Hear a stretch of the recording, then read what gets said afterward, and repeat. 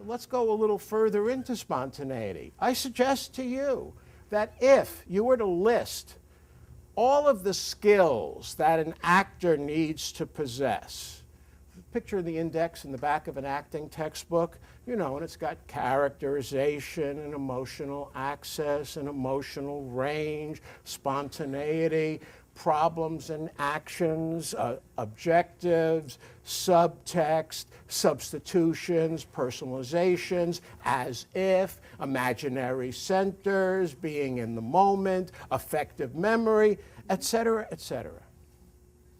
I'm telling you that on that whole list, there's one item that's more important than every other item, and that item is spontaneity.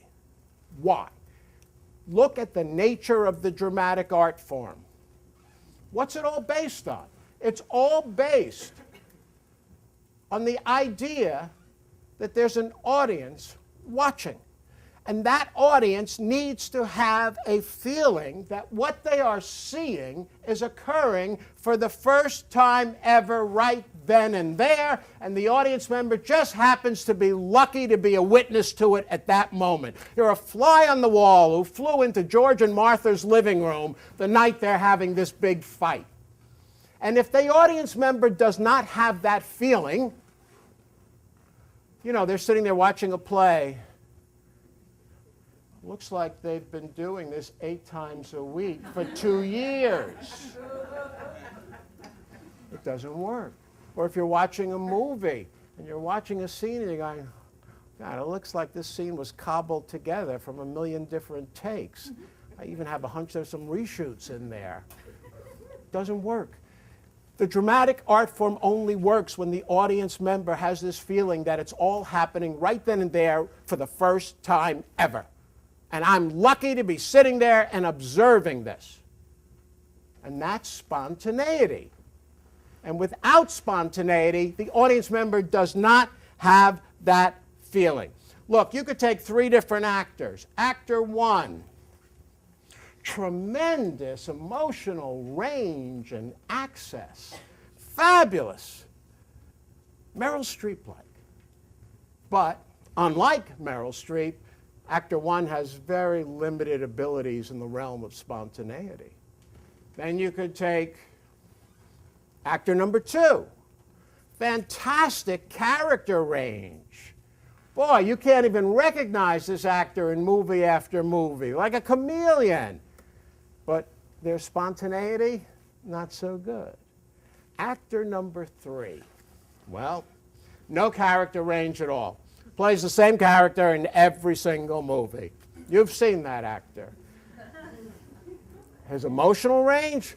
Well, that runs the gamut from A to B. But boy, is this actor spontaneous.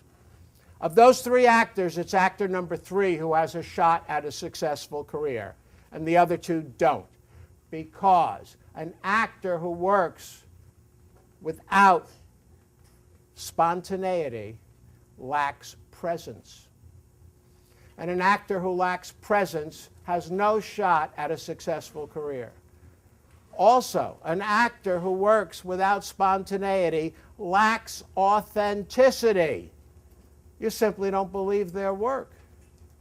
That person's not going to have a successful career. Spontaneity carries absolute truth. Now think about it. Can you think of a large group of people that are always spontaneous? Anybody? Sierra. I can't hear you. Sierra Club. What is she saying? Sierra Club. Sierra Club? Okay. I don't see that line in the script. Anybody else? Children. Well, you're close. Not children. By the time they're 2 years old, they're as inauthentic as any adult. You know that to be true. Animals. Babies. Babies are always spontaneous, right? It's polymorphic sexuality. They're always spontaneous.